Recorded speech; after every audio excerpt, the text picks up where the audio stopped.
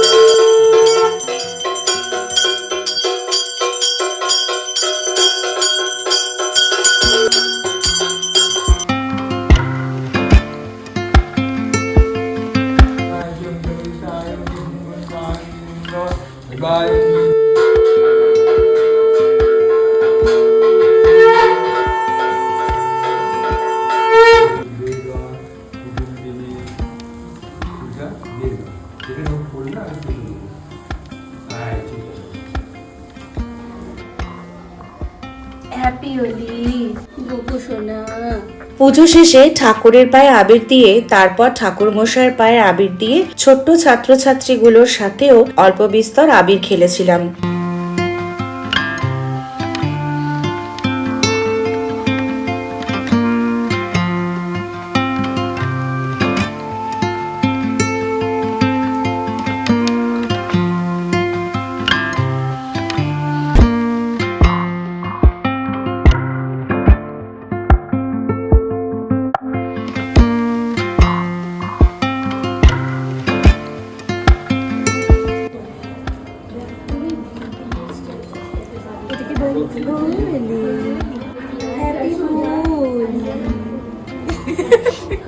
এইভাবেই ছোট্ট ছোট্ট খুশি দিয়ে ঘেরা আমার লাইফ অফ মৌসুমী।